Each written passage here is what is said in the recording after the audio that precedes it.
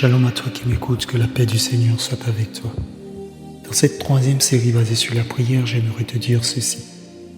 Bien vrai qu'il est écrit dans 1 Thessaloniciens 5,17, prier sans cesse. Mais tu dois aussi noter que la prière n'est pas simplement des discours persuasifs de la sagesse ou de l'intelligence, c'est-à-dire le fait de noter, de signifier à Dieu, de le rappeler simplement et de l'embêter à travers trop de discours. Car lorsque Dieu veut donner sa réponse par la prière, Dieu répond aux prières basées sur l'identité et non sur le doute, c'est-à-dire que tu dois savoir qui tu es et non pas douter de qui tu es. Par voie de conséquence, le centre de la prière doit changer.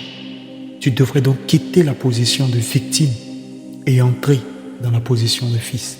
Car lorsque tu t'approches de Dieu comme une victime, en cherchant dans les lamentations, tu ne seras pas exaucé.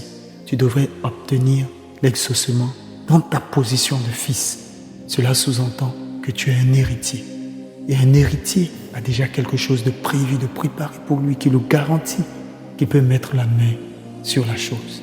Alors donc, quelle que soit l'orientation de ta prière, il y a un héritage qui est prévu pour tes finances, pour ta santé, pour ta promotion, pour ton mariage, pour ton élévation.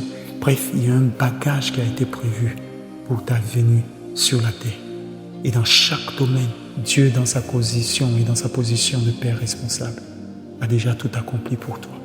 Alors réfléchis bien sur ton identité. Et sois un fils et non pas une victime. Tu verras que l'exaucement ne prendra pas du temps. Tu verras que le cœur de Dieu, pour toi, est rempli de bonnes choses et non pas de mauvaises. Et d'ailleurs, il dit, dans sa parole, il est écrit, sous inspiration, que c'est la bénédiction de l'Éternel qui enrichit.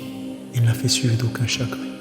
Et parfois, lorsque Dieu voit que ce qui arrive va te détruire, il l'empêche. Sois sage.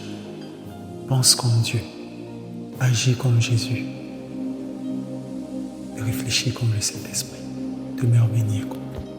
Amen.